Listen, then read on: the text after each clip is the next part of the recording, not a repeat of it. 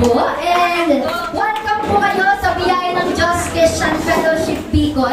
Simbahan ng mga magaganda at mga gwapong anak ng Diyos. So yan isang pinagparating ko sa bawat isa! Yan!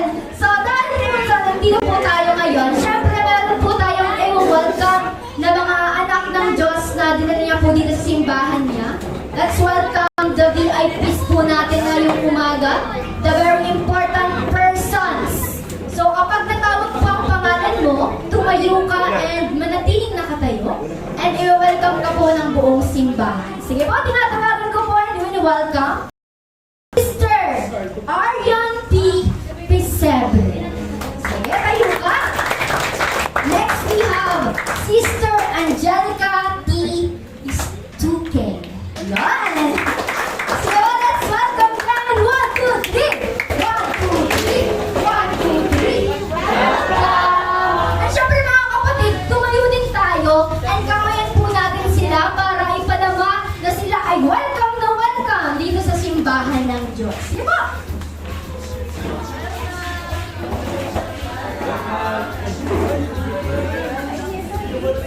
And of course, pahabol, welcome din po natin si Sister Emma Nieva na nandito po ngayon. Sige, welcome din po natin siya.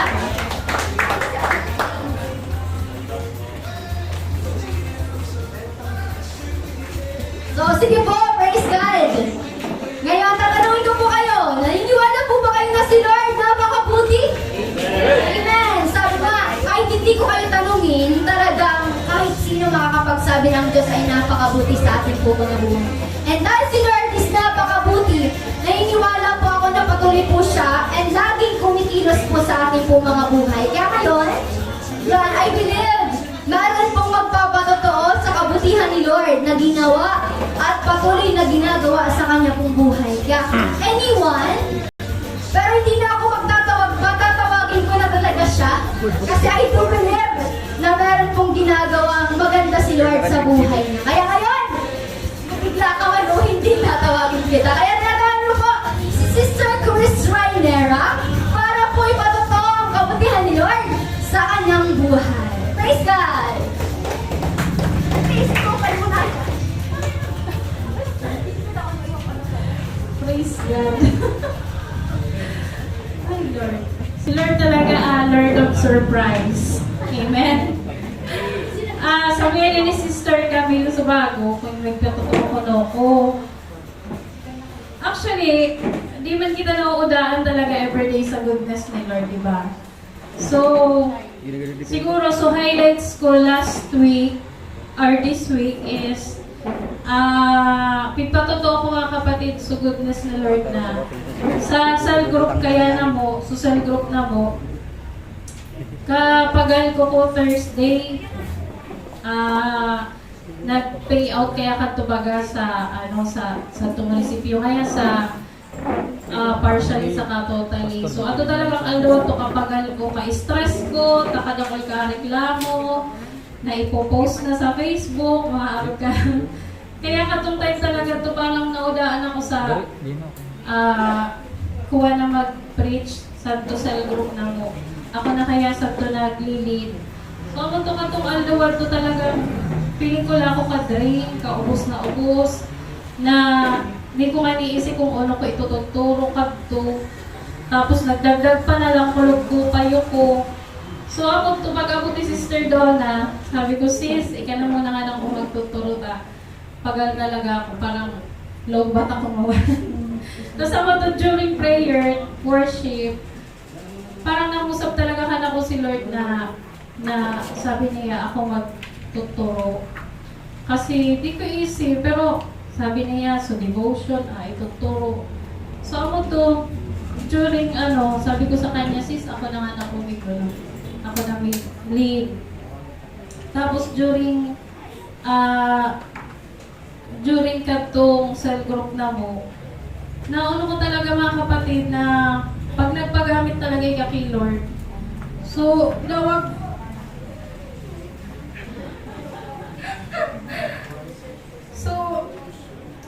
naramdaman ko talaga katong verse. Parang teach or preach in or out of season. So dawa gani ka kadrape, kapagal, pagamit ka talaga kay Lord. Kasi kaya pala gusto niya ako mag-preach kasi katong alduwag to, na-restore talaga sa kapagalan ko. Grabe talaga mga kapatid lang, ganyan ko. Ano na pong kanto ko, topic na mo tatong pala to sa kumbaga mag-agong ngayon, mag-couple, angkahan. Kaya, namatian ko talaga na during na nagtuturo ako, nare-restore talaga sa kusog ko. Ang sukulog sa payo ko, nauda. Tapos, pagkatas ko pag sa group na mo, langgaan ako pagmati ko lang. Kusog na ko, awak ko lang, muya ko na. Kaya sabi ko, kaya pala niya ako si Lord, ginagamit, binabaoy kita daw, kita lang, nakapagal. Purpose niya buko dahil para mapagalpay ka. Kundi i-restore niya na nauuda ka nimo. Kasi kita kadalasan pag napapagal kita, nangihina kita, atin din sita pero may nagrarayo kita. Many times nangyayari yan ka na ko sa the church na pag sobrang pagal ko na, nag-aabot sa point na di na ako nakakapag-church. Sa cell group minsan, di ako nagpipreach. Pero katong aldo-aldo, pinarealize ka na mo ni Lord na pagpagali ka, di ka magpundo. Mas lalo ikang magrapukan ako. Tapos si Lord talaga, tunay nakapahingahan ta. Napatunayan talaga yun ka na ko ni Lord. Cool nguwan na nauna naman na cell group. Kaya, kami nagpapasalamat man ako kay Sister Donna ta ginagabayan niya ako ang ganuan sa cell group. Mga kapatid, ako di ako mamagaling talaga na kay Puwan ko sa mentor na bigabay ka na ako kasi sobrang mahina pa ako sa pag-uuno kay Lord. Kaya nagpapasalamat ako kay Sister Donna na nagtsatsaga iya ki Mami na permin nagre-remind ka na mo ang mga cell group na mo. Mga kapatid sa raputa talaga kay Lord kay puwanta na someone na guide ka na po. Kaya di ako naniwala kay Christine eh. Gusto niya si Christine. Si Christian pala na. So yan na syempre ako kita guidance kay Lord. Pero kaya nga ni baga si Lord pag kung sinugo niya sa mga disciples, sinugo niya na darwa. Tanganing yan, ako ka ng magtuyaw, magpakusog pag nanghihina ka. Kaya di kita biniliwan ni Lord na mag-solo, na solo sana. Kaya kung ikaw man, haro ka na, mamatian mo na, minsan nanluluyay ka, imbis na mag-back out ka, magpundo, mag-slide, mag-anabi ka sa sadatawong, sa the mentor, probably sa the church, na magpakusog ka pananampalataya. Naman pinapasalamat ko kaninyo po sa na kay Sister Donna sa mga kapatid at lalong-lalo na po kay Pastor yan di kita pinababayaan niyo. So praise God, salamat Lord. Thank you Lord, thank you Jesus. Praise God, the Lord is our strength. Kaya mapagod ka man, si Lord ang lakas natin. Amen? So kaya, yun, meron tayong lakas everyday, takasang si Lord, or iya mismo as your lakas ta, mapagod man tayo sa buong maghapon. Pag lumapit po tayo kay Lord, tiyak na ibibigay niya yung lakas na hinihingi at kailangan po natin. Kaya, praise God, salamat po kay Lord. And ngayon, praise the Lord, para po maranasan po natin ang ang pagpapala na nagmumula po kay Lord, tinatawagan ko po si Sister Donna Caraballo para pangunahan po tayo sa exhortation of tithes and offering. Praise God. And so, bago po tayo magbigay, magbalik na ating pong tithes and offering. And so, buksan po muna natin sa Malakay 3:10. And so, habang binabasa ko po itong verse, yan. So, talinag mo natin i-prepare yung ating pong tithes and offering. Para po, yun, ready na po tayo ibalik yung tithes and offering po natin. Yan. So, sabi po sa Malakias 3:10, dalhin ninyo ng buong buo ang inyong mga ikasampung bahagi sa tahanan ng Diyos upang matugunan ang pangailangan ng aking tahanan. Subukin ninyo ako sa bagay na ito kung hindi ko buksan ang mga bintana ng langit at ibuhos sa inyo ang masaganang pagpapala. Yan, so si Lord, sina-challenge po anong bangusad po ka na to. Tanganing, abuin, takasa isitawan po na ngamin po na agto kita, po ngamin na resources, ngamin na blessing na agto po kita kuwan is galing po ahan kay Lord.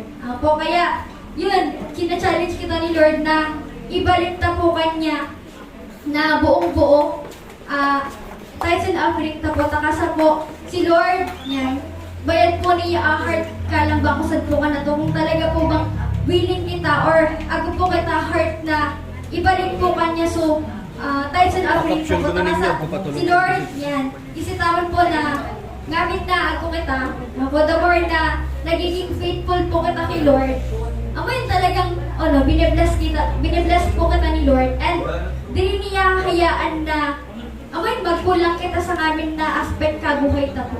Takasa, yan, dili lang sa material na bagay or sa kung ano pa man, kundi sa amin na aspeto kabuhay ta. Yan talagang, amoy binibless kita ni Lord. Yan kaya, amoy dapat lang na ibalik ta. Ibalik ta po sa para kay Lord. Takasa, amoy yan, si Lord, yan, tapat iyakan na to, yan, nadawa, amoy minsan talagang, dili kita nagiging tapat kay Lord sa pagbabalik ka, ika po kanya, pero still sahan pa ng blessing ni Lord na amen sa bawat aldo yan, sa bawat aldo talagang pinoprovide po niya gamit na pangaipuhan and yun dili po niya hinahayaan na na mag-short kita, though amen minsan nagkakapos po kita arkahan, pero dili ibig sabihin na dili na tapat si Lord or dili na kita niya big-bless, kaya yun, kung gusto ta pa pong mas lalong i-bless and mas lalong pagpalaon po ni Lord, yan, so magtindog po kita namin and ibalik ta po atay sa na-aperate ta po sa offering basket. Sa pagpapagawa medyo na nag-anak po. Nag-start akong waiting lang po ang oras na kapag po. Pero kaso limitahan ninyo pati worship to hanggang alas 11 ba? Baka lang pa kaya ka.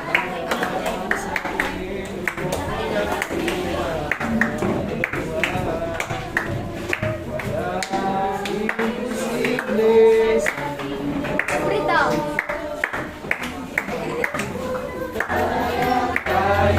Jesus na ikaw ay magpalait, higit pa sa'yo, inaas na higit pa sa'yo, hinihiling, ibibigay ng Diyos. Pangako niya'y totoo, sobra-sobra, pagpapala'y tanggapin na. Sobra-sobra, pagpapala'y.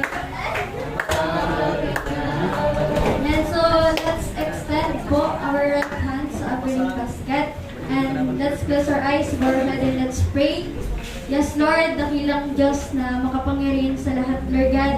Maraming salamat, Panginoon, sa oras pong ito, sa araw pong ito, O God, na pinagkatiwala mo sa bawat isa po sa amin, Panginoon. Sa oras pong ito, O God, binabalik po namin sa Lord God na pong mga tithes and offering, Panginoon, Lord God. Patuloy, Lord God, na ikaw, Panginoon, magpala po sa bawat isa po sa amin. Alam mo, Lord God, yung pangailangan ng bawat isa po sa amin, Lord God. Kaya, I pray, Panginoon, Lord God, na ano man, Lord God, yung pangailangan ng bawat isa, Panginoon, ay patuloy mo, Lord God, na katagpuin, O God, in the name of Jesus Christ. Continually, Panginoon, Lord God, buksan mo, Panginoon, ang durungawan po ng langit, Lord God, at ubuhos sa bawat isa po sa amin, Lord God, ang pagpapala na nagbumula po sa Lord God, na wala pong halong kabalisaan, O God, in the name of Jesus Christ. Patuloy na pagpalain mo, Lord God, ang bawat isa po sa amin, nang sa gayon, Lord God, ay patuloy na maging pagpapala din po kami, O God, sa lahat, Lord God, ng tao, Panginoon, Lord God, na makasalamuha po namin, Panginoon, in the name of Jesus Christ. Patuloy mo din po, Lord God, na bigyan, Lord God, ng bawat isa po sa amin, Lord God, ng karunungan, Panginoon, Lord God, pangpatuloy po namin, Lord God, na maunawaan po, Lord God, at patuloy, Lord God, na patuloy na matanggap po namin, Lord God, ang iyong mga pangako, O God, in the name of Jesus Christ. I pray, Panginoon, Lord God, na lahat, Lord God, ng may business, Lord God, ipatuloy mo, Lord God, na increase, Panginoon. Patuloy po, O God, na about isa po sa amin, Lord God, ay patuloy mong pagpalain, Panginoon, Lord God, ng sa gayon, Lord God, ay patuloy, Lord God, na maging blessing po kami, Panginoon, Lord God, sa iba. In the mighty name of Jesus Christ. Thank you, God, sa oras po ito. Patuloy na binabalik po namin si Lord ang pinakamataas na papuri para na pagluwalhati sa makapangyarihang pangalan ng Jesus. Amen. Talagay kong... Yun, matigil na po tayo nakatayo and welcome po natin. Palakpan si Lord sa buhay ng lingkod na gagamitin niya sa oras na ito. Pastor Artem Lando.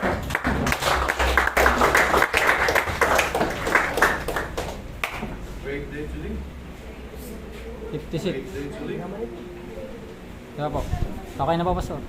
Great day today. Amen. Palakpakan niya po natin ulit ang ating Panginoon. Sabihin mo sa katabi mo, salamat sa Diyos at nandito ka. Salamat sa Diyos at nandito ka. Handa ka na bang mapagpala? Handa ka na bang mapagpala? Sabihin mo sa kanya, ready na ako. Ready na ako. Praise God. Let's all pray. Father, in the name of Jesus, we bow before you. Naamin po namin, iwalay sa iyo, wala po kami magagawa na mabuti. Because ikaw lamang po ang mabuti, Panginoon. Walang iba. Angel Ikaw na ang yan. source ng karunungan. Ikaw ang Pag source ng kasunod mo kaunawaan. kwentro, Ikaw ang source Sa ng tilas, lakas namin. 5 minutes. Ikaw ang source ng kayamanan. Sa kuha. Ikaw ang source ng lahat ng bagay. After 5 minutes. Salamat sa turn iyong off na Santong yung Espiritu na microphone. kasama Hindi rin namin nakatawag palagi. sa amin. Thank you, Holy Spirit, for your presence. Thank you for the anointing upon the servant of Yakan yours. nagsabi. So preach your word with power, followed by signs, wonders, and miracles. And thank you for this great congregation of yours. Kumikilos ka sa bawat isa sa amin. Ginagamit po kami, pinagpapala niyo po kami, upang maging pagpapala po kami sa ibang tao. We want this world to know who you are. We want this world to submit to you because you are worthy to be praised. You are worthy to be called our God, and we are your people. Anoint once again the servant of yours. Anoint my lips, anoint my tongue, and open our hearts. Allow us to become ready, so much ready, in the Spirit, to receive your word. I-ready mo pang puso namin, i-ready mo po ang isip namin, i-ready mo pang katawan po namin upang tumanggap ng kapangyarihan, i-ready mo pang bawat isa upang mabago ang puso. Yes. Sa ikalalaganap ng mabuting balita, sa ikaliligtas ng mga tao, at sa ikabubuti ng mundo. In Jesus Christ's name we pray. Everyone say amen.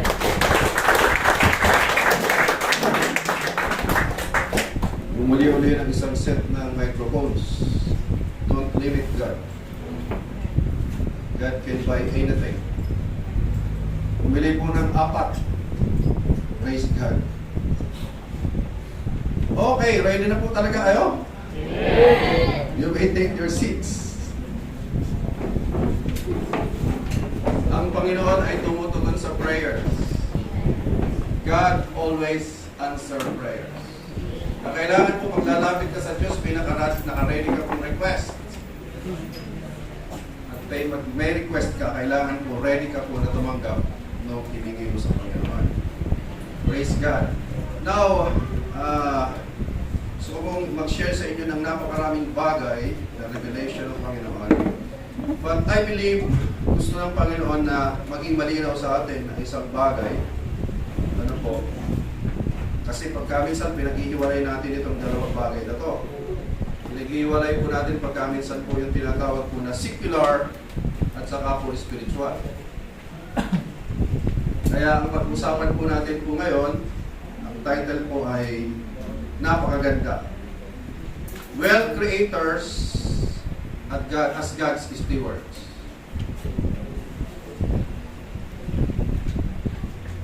Or we can say well producers as God's stewards. Tayo po ay lumilikha po ng mga kayamanan dahil tayo po ay mga lingkod ng Diyos.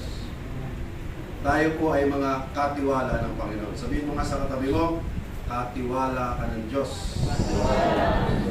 Praise God. So, 5 o 4 na puntos po ang atin pong pag-usapan po ngayon. Ano po?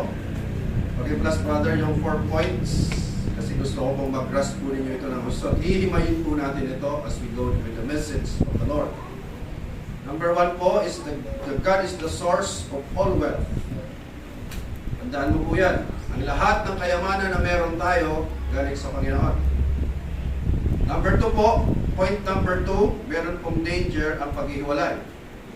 Sinabi ko na po sa inyo po kanina, hindi dapat pinaghihiwalay ng mga Kristiyano, ng mga anak ng Diyos, ng mga disciples ng Panginoon, ang secular at saka spiritual.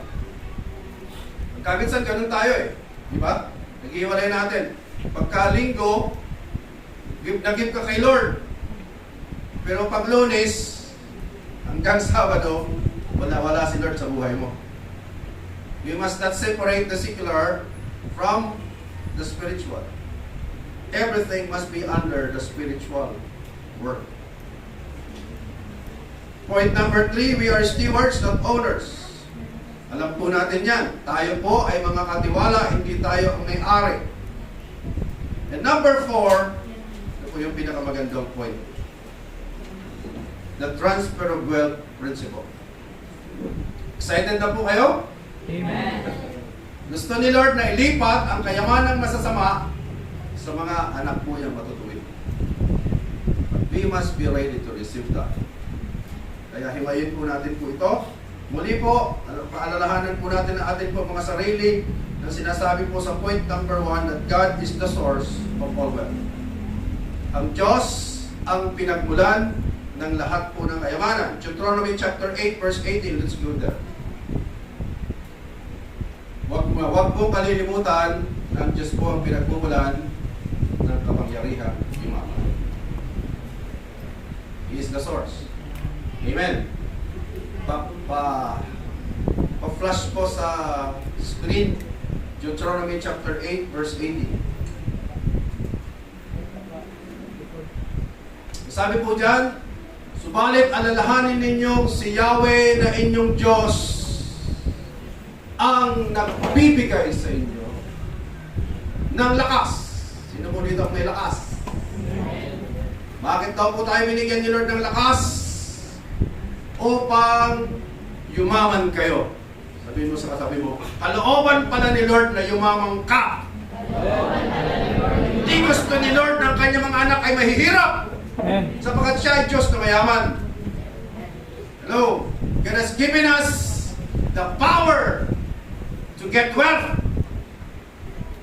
But you must prove to God that you are trustworthy. Hallelujah. Bakit po niya ginawa yun? Ginagawa niya ito bilang pagtupad niya sa kanyang pangako sa inyo mga ninuno. Ang ninuno po natin ay hindi po ang mga hita. Ang ninuno po natin, dahil tayo po ay na kay Kristo, sabi po ng Galatians chapter 4 or 3 verse 29, sabi po doon, if you are in Christ, you are Abraham's seed. Kung ikaw ay na kay Kristo, lahi ka ni Abraham. Because Abraham is the father of faith. If you have faith in God through Jesus Christ, you are a descendant of Abraham. The father of faith. Kaya ang kalimutan mo na po kung sino po yung ninuno mo. Your identity now is in Christ. Kailangan kilala mo kung sino ka. We are now new creations. The old thing has gone, behold, all things become new. Kung ikaw ay nakapag-isa kay Kristo, isa ka ng bagong nilalang. Wala nang dating ikaw ay bago. Kaya, dali mo na ba ako pwede pagtatsaran sa kanding? Una po akong kanding. Una, sinang training po, Mendoza. Ako po Landong. Pero ako po ay pakikilandong ang identity ko mo. Kaya mas close ako mo sa mga manan ng palataya kisa sa akin pong biological kamag-anaks. I have more time with the disciples of Jesus Christ. Bakit sabi ni Jesus Christ, nung lumapit po sa kanya si Mary at ang kanyang po mga kapatid at tinahanap po siya, ano sabi ni Jesus Christ? Sino ang aking mga kapatid? Sino ang aking ina? Sila na mga nakikinig ng salita ng Diyos at sumusunod sa Diyos Ama. ang totoo pong mga kapatid po natin ay yung mga kapatid natin sa pananampalataya. Pinahintulot lang ng Panginoon na tayo ipanganak ng nanay natin para magkaroon sana ang Diyos ng mga tunay ng mga anak ng Diyos. So ang mga tunay ng mga anak ng Diyos, sila ang mga anak ng Diyos, tayo ang magkakapatid. Sino man pong mananampalataya na mas matanda kaysa sa akin, nanay ko yun. Hello? Nandiyan po ba kayo? Salamat at kayo tayo. Hindi ko po sinasabing itapuin niyo po ang inyong mga parents. Wala po sinasabing salita ng Diyos. We must honor our parents. We honor them. But pag sila po ay tumutol sa pananampalataya po natin, mas pipiliin po natin ang Panginoon kaysa sa kanila. But you must pray for them na makakilala rin po sila sa Panginoon para maging na rin po natin sila totoong kamag-anak. Nandiyan pa po ba kayo? Ha? We are now sons of the King. Kung maunawan mo lamang po ang katotohanan po ito. Ikaw ay anak ng hari. Si Haring ang pangalan po ay si Yahweh. Si God the Father. At si Jesus Christ po ay God din po natin. Pero siya po ay Big Brother natin. Siya po ang totoong Big Brother. Hindi po yung nasa English city. Nandiyan pa po ba kayo? So, understand this, brothers and sisters. God is the source. Isa nga po sa mga revelations po sa akin ng Panginoon na ibig sabihin po ng Abba is Father. Father means source, sustainer, and protector. Tagal ko na pong laging sinasabi po sa atin po yan because that's the truth. Ang isa pong ama, isa pong pinagmumulan, siya rin po ang tumutostos at siya rin po ang nag-iingat. So as a father, you are the source ng lahat ng provision sa loob ng isang sambahayan. Amen. Kaya po tinawag ka pong tatay or daddy or papa. Kasi si papa ang nagpapakain. Nagbibigay ng pagkain. Siya po ang naghahanap buhay, kaya siya po ang nagpapakain. Nandyan pa po ba kayo? At siya rin po ang nag-iingat sa buong sambahayan. Kaya huwag mong papayagan po na nag-i-sleep over ang anak mong dalaga na hindi mo alam kung mapagkakatiwalaan ba yung pinag-i-sleep overan. Iniingatan po natin po sila na hindi po sila mapahamak. Nandyan pa po ba kayo? Ako ang pinagmumula ng lahat ng bagay, sabi ng Panginoon. Nandyan pa po ba kayo? Ibibigay ko sa iyo ang kakayahan. Ang Diyos hindi nagbibigay ng pera lang. Nandyan pa po ba kayo? Ang ideya galing sa Diyos. Lahat ng good ideas galing sa Diyos. Ang oportunidad galing sa Diyos. Kaya kami trabaho ngayon kasi binigyan ka nila ng opportunity. Yung idea na mag-apply ka sa trabaho mo ngayon, galing kay Lord yun. Hindi po pera lang po ang ibinibigay po sa atin po ng Panginoon. It's the source of everything that is good. Yung connection! Kaya kayo na-connect po dyan sa company na yan. Galing din po kay Lord yun. Amen? Hindi ka lang po pilpiyado, ikaw po ay mayroong divine ability. Lahat ng kakayan, meron ka spiritual giftings, talents. Lahat yan galing sa Panginoon. That's why He made us wealth producers. I have given you the ability, the power, the anointing to get wealth. Nandiyan pa po ba kayo? Ang negosyo mo, hindi lang side hustle, ito po ay assignment. Kaya ka ni Lord, binigyan po ng business, hindi lang po para po ikaw po ay kumita kasi may assignment ka. Ayun nga sa katabi, may assignments ka. May assignments ka. Halimbawa, may 2 tao na share ko na po ito sa inyo. Actually, 3 to eh. Isang araw po ay yung isang pastor po ay nagpagawa ng isang malaking katedral sa Mary. Siya po ay nakatagpo po ng 30 tao sa kanya pong construction site. Ang tanong niya sa isa, bro, anong ginagawa mo? Nagkabaton tala sana, tanong yung maintindihan mo sa mga. Sabi ko, Pastor, ano nga kinigil mo? Pastor, nabubuhin mo na ngayon nagmamartilyo mo. Nag-uunga kami, ayaw nga, na problema. Nanda mo nang kanya sa tusan. Ikaw nga, Brad, ano man yung ginigibo mo? Ay, gusto nagigibo ko nga ganito sa katedral. Ay, ako nga. Nanda ko yan sa tusan. Ikaw nga, Brad, ano man yung ginigibo mo? Pastor, umamartilyo kaya ako. Na nagigibo ngayon sa katedral. Pero ang purpose ngayon, nagigibo sa katedral. Tani ngayon ang mga taong dinadara ni Lord sa church. At tubig sampa. Tulong tamo para yung ginigibo, pero iba sa perspective. Iba sa pagsilaw po nila kung ginigibo. Asilong ko usad, nagmamartilyo sa naya. Asilong ko usad, nagigibo sila sa simba. Asilong ko usad, papalaganap sila kakahadiran ni Jesus. Kaya pagsusad na pagal, sa kapag kaminsan nagtatrabaho, inuugakan. Sana kapintero sa amin kaya. Pero susad, paurot-urot na nagigibo kaya kami sa katedral. Pero susad, nag-overtime pa na din nag-expect sa bayang taon. Isin yung nagtatrabaho yan para kayo.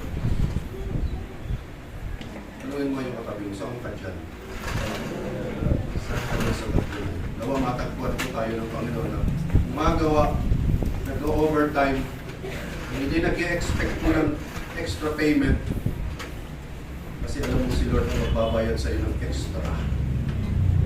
Dahil ginagawa mo yan para sa Panginoon. God has given us the ability to produce wealth. Kaya iba, habang nagtatrabaho, silong sarilong, upon mo yung kawalasing tuwan. Hindi pa lang nag-break. Pero, pag sinabi ko, employer na, o overtime yan, na mangyayari, overtime na mangyayari. Why? Mali po kasi ang kanyang perspective. Sabihin mo sa katabi mo, mindset yan, mindset. Hello. Point number 2, the danger of separation. Di po tayo nagkamali ng gusto. No, pinagsuway mo sa spiritualidad sa binabawi po na trabaho sa luwas. You have separated the spiritual from the secular. Iba nga spiritual, iba secular. Pag sa itong simbahan, hindi amang Diyos na ako. Pero ngayon pag nagninegosyo na, ibang usapan na yan. Kapuhali po. Nandiyan pa po ba kayo? Tawag niya ako sa text and offering. Pero hindi ako pagtigulan kung gusto ko ngayong bangun na kiluan ko. Eh po ngayon yumaman ako sa maray. Praise God. Kaya, ano ko niya na naging sitwasyon na pag kinakapusit ka sa sintabo, sabi mo, Lord, tabuhangin mo na po, Lord. Oh my God. Lord, help! Oh. I-answer ni Lord sa prayer. Umarisipin na niya so. Pinag-paper niya. Ako na ako niya kaliwala. Bala naman ako kali. Sintabo ko ba gani? Told you. Sintabo ko. Papa, ang bilis. Huwag mong pag-ihiwalayin pang singular sa spiritual. Everything is under the kingdom of God. If you are operating under the economy of the kingdom of heaven, bawat piso mo pananagutan mo sa Panginoon. Yan pa po ba kayo? Ha? Huwag mong pag-ihiwalayin ang sikular at ang kaya sabi po ng Matthew chapter 6 verse 24, hindi maaaring maglingkod sa Diyos at sa kayaman. You cannot serve two masters. Di ka po pwede pong maglingkod sa dalawang Panginoon. Kasi pag nagpasya ka mag-serve sa dalawang Panginoon, magiging loyal ka sa isa, magiging disloyal ka sa isa. Kaya mamimili ka kung sino paglilingkuran mo, pera o si Lord. Diyan pa po ba kayo? Sabihin mo nga sa katayo mo, pera o si Lord. Tandaan mo po, makinig kang mabuti. Kung hindi ang Diyos ang Lord ng pera mo, pera ang magiging Lord mo.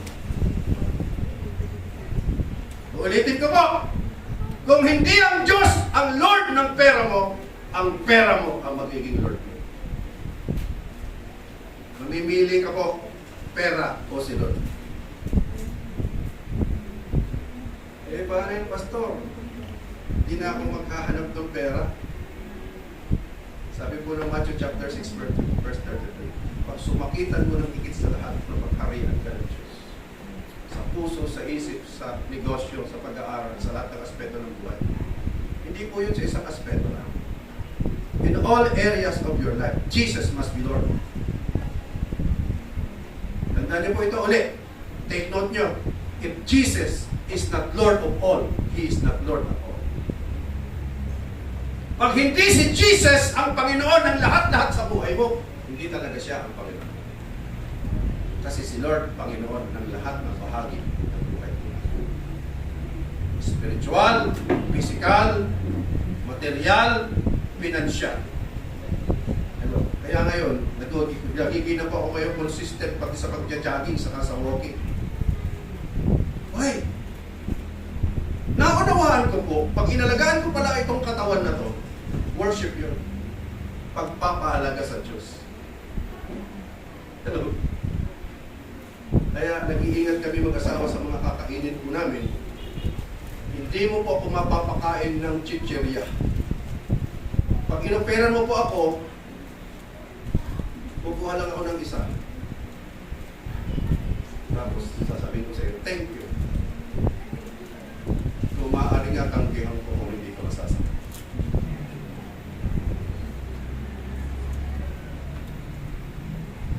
Pag hindi mo po itinuring na gamot ang pagkain mo, ang kakainin mo ay gamot. Ganyan pa po ba kaya? In all areas of our life, Jesus must be Lord. Because He is Lord. Siya po ang Panginoon. Anong ibig sabihin ng Panginoon? Siya ang may-ari ng buhay natin. Kaya siya dapat po ang nasusunod. Kahit tinatamad ako mag-jogging, sasabihin sa akin ng Panginoon, anak, di ba gusto mong mabuhay hanggang 120 po? Walking ka po. Hello, magpa-araw ka. Kasi mamumutla ka pag hindi ka nagpa-araw. Kailangan natin ng vitamin D. Hello? Hindi puros trabaho lang po tayo, alagaan mo rin yung katawan mo. Hindi, kung gusto mo magamit ni Lord ng pangmatagalan ng katawan mo. Hello? Bakit? We are God's ambassadors. We are God's representative on this earth. Sa barangay ninyo, ikaw po ang tinitingnan ng mga tao kung talagang totoong anak ka ng Diyos. Kaya lately, ginising na ako ng Panginoon ng sobra-sobra sa katotohanan. Hello? Nandiyan pa po ba kayo? Alam niyo po ba, na pati po basura, kailangan po natin sinisecurity bilang pagsunod sa batas ng Pilipinas. Kaya please, may dalawang basurahan palagi po dyan. Pati sa likuran, may dalawang basurahan. Hello? Let's separate the white from the black. Ihiwalay mo po yung nabubulok sa di nabubulok. Dahil hindi na po kolektahin pag nalaman nila may nabubulok doon sa itina. Minsan pa po ba kayo? Kapag nagpupuri na lang ko sa Panginoon pag nakikita kong pati yung mga nag-home office, sabi ko, praise God. Pinaghalo nila yung puti sa tikulor.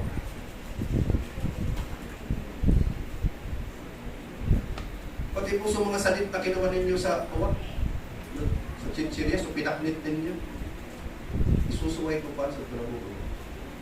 Ang nabubulok sa ito talikundan, hindi nabubulok pa yan sa ito luwas. Takaling pagsabado, nanggaan sa nangdadaraw sa ito bato sa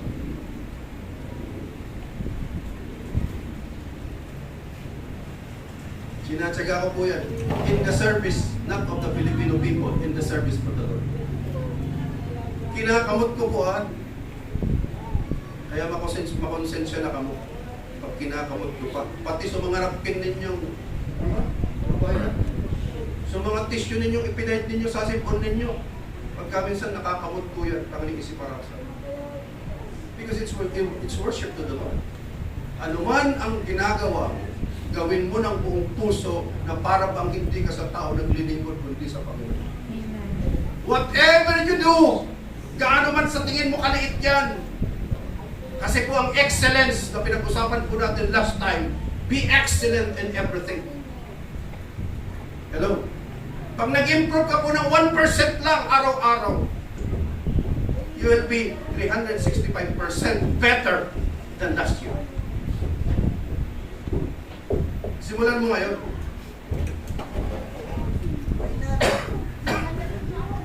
May nga tubig. Praise God. Naunawaan niyo kung pinag-usapan po natin. God is the God of excellence.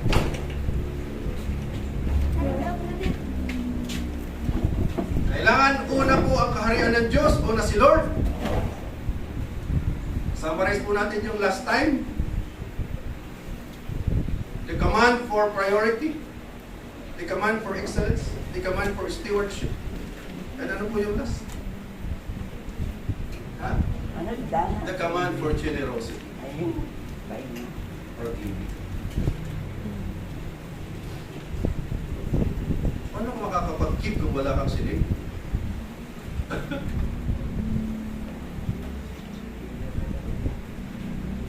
Paano ka makakapag-inuit kung wala kang savings? So, ibang topic po yun. I-remind ko lang po. Kasi kailangan po natin mabuhay sa excellence. Paano malalamang excellent ka? Itingnan mo yung cabinet mo. Nakatupi ba? Hello? Kasi ang saklap po nung kailangan mo nang isuot pagkatapos nakita mo. Actually, sa sobrang busy mo, hindi mo na plan siya yung ginamit mo. Sobrang ka kasing busy. Alam niyo po yung bakit sobrang busy tayo? Kasi gusto po natin gampanan lahat ng hindi naman pinapagampanan nila. Sometimes the most anointed word is no. No. Pag hindi mo nang kailangan po doon sa lugar na yun, huwag ka nang pumunta doon. Ang laging tanong dyan ay, mag-glorify ba si Lord? Mag-i-improve ba ako? Pag pumunta ako doon? Sometimes we waste a lot of time. Ang dami mong oras ng pag-i-scroll, pero yung cabinet mo, hindi mo na separate yung pantalon at saka yung t-shirt. Magkakahalo. Sabi mo sa katabi mo, boy, gising. Gusto mo maging excellent? Lahat ng bagay maliliit at malaki, pakusayan. Hello? Gusto mo laging magmukhang gwapo? Ayusin mo buhay mo. Para hindi ka na-stress. Baka marami kang oras sa pagkikipagkwentuhan sa wala namang wenta. Baka marami kang oras sa tulog. Ang tulog po natin, nakadesign lang po that 6 to 8 hours is enough. Ang work po natin, dapat po 8 hours lang. Anong ginagawa mo sa remaining 8 hours? Ang remaining 8 hours dapat po to improve ourselves. Hello? Nandiyan pa po ba kayo? Salamat at tahimik po kayo. The danger of separation. Huwag mong pag-iiwalay. Amen? Ang pinag-iiwalay lang po ay basura. Pero ang secular at saka yung spiritual, hindi po pinag-iiwalay. Praise God. Amen? Nandiyan pa ba kayo? So ulitin ko po ulit. Kung hindi Diyos ang Lord ng pera mo, pera ang magiging Lord mo. Ano magiging resulta? Magiging sakim ka. Kasi akin to eh. Hindi akin pakialam sa pera ko. Inipon ko to. Kaya kahit nakakita ka po ng taong nangangailangan, wala kang budget para sa giving. Hello? Kailangan ko may budget ka para sa giving. Kaya alam niyo po, pinagawa sa akin ni Lord, separate na po yung bank account ko para sa giving, separate yung bank account ko para sa savings. Separate ang bank account ko para sa investing. That's good stewardship. Ngayon ang tanong, may bank account ka ba? Paano ka i-bless ni Lord kung wala kang bank account? Pagpapalain ng Panginoon, sabi sa Deuteronomy 28, pagpapalain ko ang inyong mga imbakan. Hello? May sabi nga sa akin ni Sister Sarah, hindi rin ganyan katabin na kalsarep, hindi ngayang pagkauna niya pusat tapang simana nato na. Uban na ngaya ding nakaon ngaya ko upos ko kaya ko kaya. Hello? Nandiyan po ba kayo? Kaya napapagod kayo sa kamamanda sa anak nyo ng pabili sa mga sari-sari store. Kasi mas mura kasi pagka saon. Hindi ka mo binabakal sa dakol. Nalasanay kaya kita sa tiki-tiki. Kung naman kang hindi ka magpara tiki-tiki. Hello? Pagkaipuan mo sa bugas, maganda ka para sa sanggulan. Mas barato ka ng pagkakasada sa ako, matitipid ka sa mga 150. O pirang kilo na 150 po, pulo. Sayang po ito ng kilo. No, pag pinakalpay ka sari-sari store, nurugangan pa nila sa 5. Tapos ika. Pirang pasoro 5 yan. Imbis na na-save mo na. Sabi mo sa katabi mo, biwas. Diyan kumikita yung mga wholesaler eh.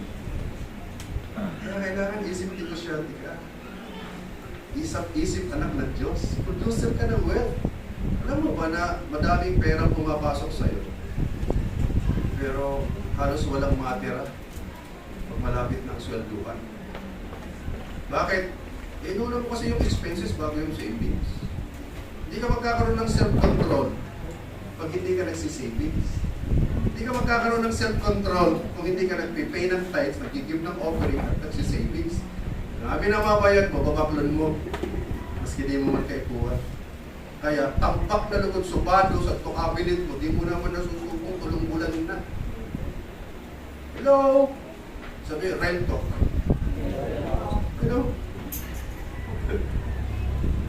Tulong bulan mo lang di nasusubong. Pag unong na bulan na di mo na nasusubong abado, di mo rin kaikuha.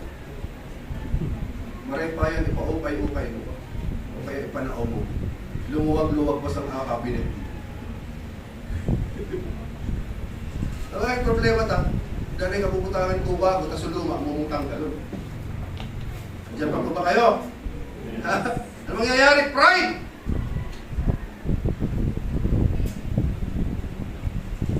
Feeling mo, mas mataas ka na kaya sa iba. Bakit? Mas marami akong pera kaysa sa iyo.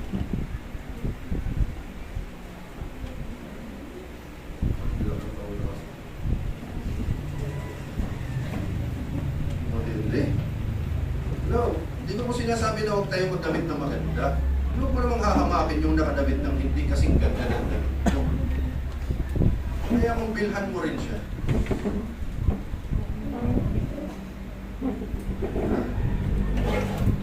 Alam niyo po ba ng kayamanan ng Diyos hindi nauubos? Ulit-ulit ko po itong sinasabi mo sa inyo. Oh, ginneroy ka sa dawon sa kalunggay sa ako. So giniruan mo ako na naman at tutubong kalunggay. Hello? Di naubos ko.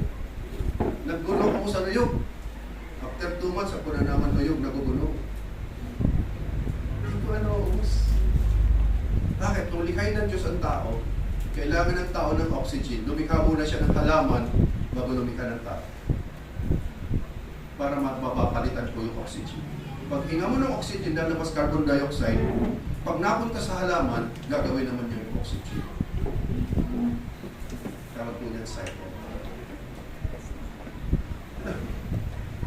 Namin pong bagay na nilikha ni Diyos, ni Lord, hindi nauubos, walang katapusan. Kapag dili mo po ginirong abayabas, matitikrag na sa napura. Ang po naman may tubong bayabas. Hello? Kaya kanto, concept na araw ka diyan. So yung man ako, maski nga naman papalbos na, kakaunon ko ba din? Sasanglagon ko pa. Sabi ka na ko nilo, hindi maraw tapuros mo, mapudo-udo ka. Mas magastos ay ang pudo. Iapon ko na pulo ko na dito, ang mapanbos. Sabi mo, be wise. Awagan, di man mo ubos ang grasya ni Lord. Hindi naman maparatugod na kulang nga na ngaya bugas sa di Pilipinas. Basta kung may kanababayad na bugas sa kamari, upang kulang ang bugas sa Pilipinas. Ay, magtipon ngaya ka sa iba, mga nagpupan na nagrarasbayin na silang paramahalan ngaya ko. Eh, labot ko kayo magparamahalan. Tag ko muna ko Diyos na nagtutos-tos, God steward ako. Pag ako po ikasanay sa daring negosyo, hindi ka makatakot kayo magtaas ang presyo. Kapag nagtaas ang presyo ka gasolina, bigtaas pa ng presyo ka, urig. Hindi ka na ka origan, hindi bigtaas naman. Naintindihan mo po? Kaya po ikaw piskage. Hindi ka makatakot kayo nagtataas ang presyo ka bukas. Ano, bigtaas man sa presyo po tilapia. Hindi ka na po ikaw paruyan, eh di mas parikin magtaas ang presyo ka bukas. Pasalamat pa nga kita. Intindihan mo po. Ang tatakton nila, so diri nagsasalag kay Lord. Eh may pangako nga si Lord sa awit 34. Magugutom ang mga leyon. Pati mga batang leyon magugutom. Pero mga taong matuwid, may pagkain pa rin sa gana. Sabi mo sa katabi mo, ginawa ka ni Lord na matuwid. Mamuhay ka na sa katuwiran. Hello! Nandiyan pa po ba kayo?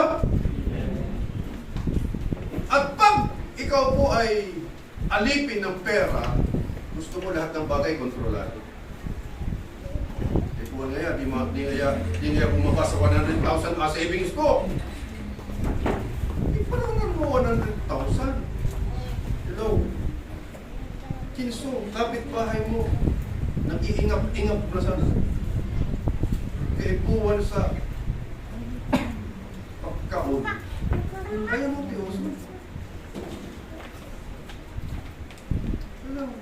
Huwag ikaw mag-control, hayaan mo si Lord ang mag-control para maayos tayo lahat. Hello? Nandiyan pa po ba kayo? Ha? At ito pang matindi. Kahit mananampalataya na, ini-exploit pa yung iba. Ano yung ini-exploit? Inaapi mo yung iba, pinagsasamantalaan. O tinakol na yung kasing tao, pati so, raga ko, at kuraga, gusto mong ipatitulo ka niyo.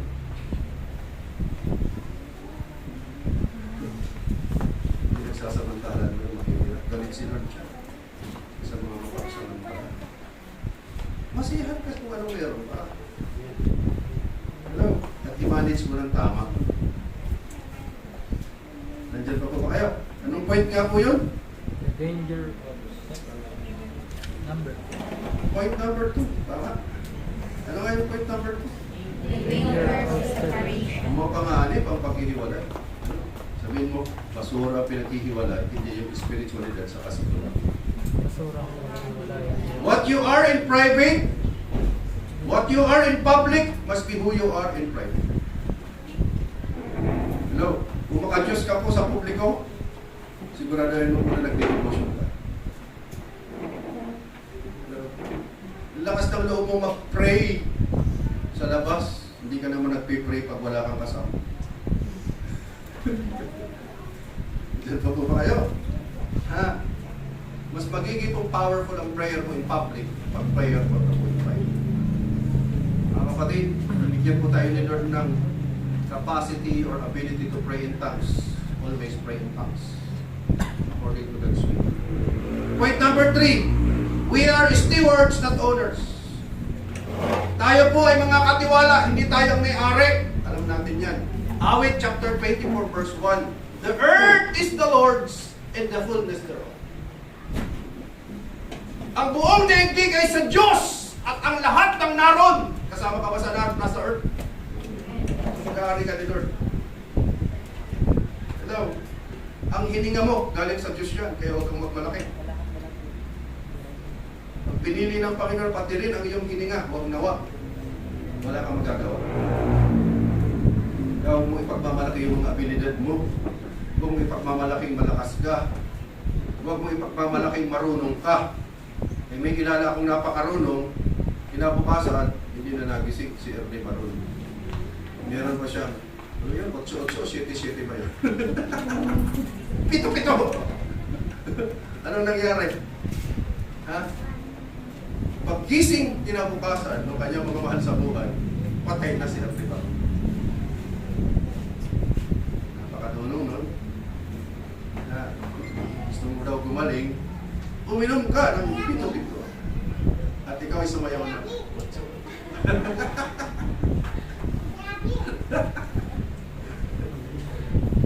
Hindi mo kasama yung 8-8. Ang lahat ng pag-aari ng Diyos, ang lahat ay pag-aari ng Diyos. Amen. Revelation.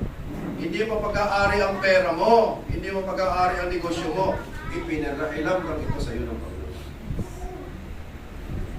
Sabi mo sa katabi mo, yung perang nasa bulsa mo, hindi sa iyo yan. Yung pera na nasa bulsa mo. Pinagkatiwala lang sa iyo ni Lord yan. Pinahiram lang sa iyo. Hello? Tingnan po natin. Halimbawa, ikaw pa isang manager sa isang kumpanya. Sabi ng boss mo, Brad, adi ngayon tatawag na ngayon ka sa pundong 100,000. Pero ngayon parang nangyari sa project. So kung ngayon pasiminto at tubangan ka na building ka. Kung nga, ang quick kakarapatan na gamitin na ito sa ibang bagay, personal.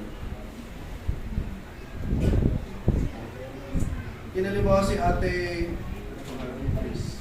Halimbawa ay ka-secretary at treasurer sa barangay. Sabi ni Kapitan, Chris, kanya pagkatiwalaan ko ngaya kadi 100,000. Gusto mo ngaya, ika ngaya mag-distribute, natik pa 5,000 ngaya ayuda para ka mga kabarangay ka. Kung nga, natin kakarapatan na malukusap ko sa GSP.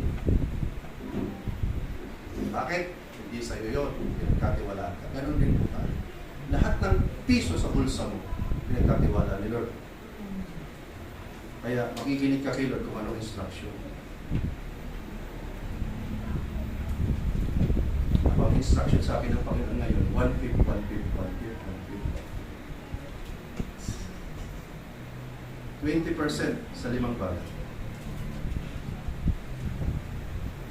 I-share ko na po sa inyo po yan, di ba? Sa mga nakakaalam. Sa mga di pa po nakakaalam, ang 1/5 po, 20%.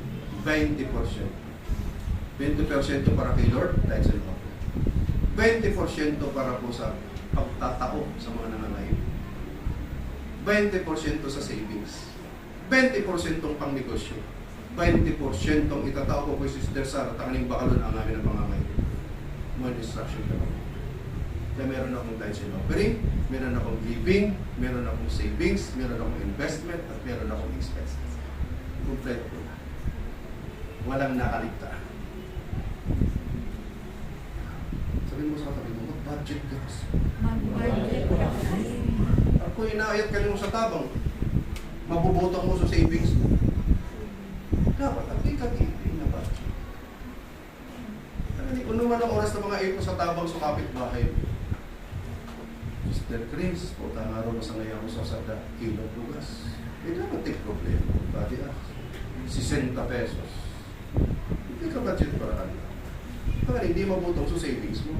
So sa savings mo, dapat magamit ito pag nagkurangi ka, hindi ka magparayat sa tumaigin mo. Kasi tumaigin mo, kuha na ito pamilya.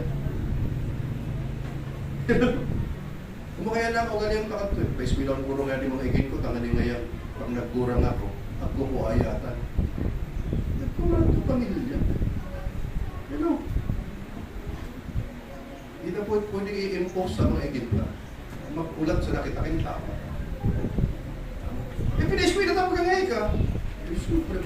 siya nung magpa-school. Sabi mo nga sa katabi mo, ha.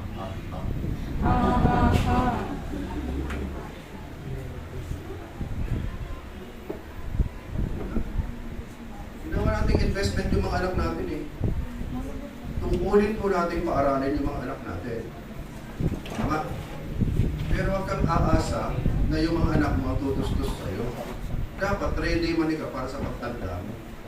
Dahil pag hindi, kawawa ka. Pag di ka tinawag ko, igin mo, may kinanakiti ka. Nay, ako man po ngayon ako pinay-school, di ba ngayon yung pinaka-college ko? Oh, hello? Diyan pa po ba kayo? Kaya mag-savings ka rin, nanay, tatay. Savings ka rin ang para sa pagtanda mo. Huwag kang mag-aasa sa pensyon ng gobyerno kasi 1,000 lang yan per month. Kakasya ba yun? Hello? Sabihin mo, mag-isip-isip ka. Naisip-isip Para hindi ka kawawa. Di ba? Diyan pa po ba kayo? Sabihin mga sa katabi mo, napakabuti pala ng Diyos sa atin. Amen? Ikaw ay manager, hindi owner. Amen? Kung ikaw ay caretaker ng isang property, hindi mo pwedeng abusuhin. Kailangan mo itong ingatan.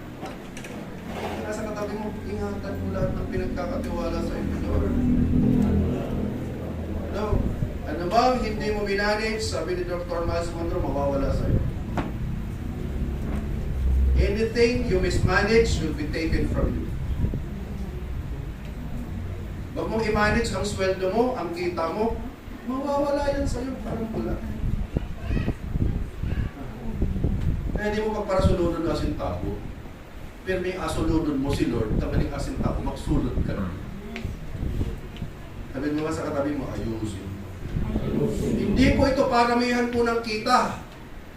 Ang tanong, anong ginawa mo dun sa pamasok na pera?